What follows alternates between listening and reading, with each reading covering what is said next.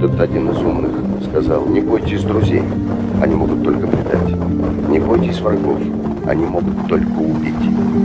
Бойтесь равнодушных, потому что с их молчаливого согласия происходят все убийства и предательства на свете.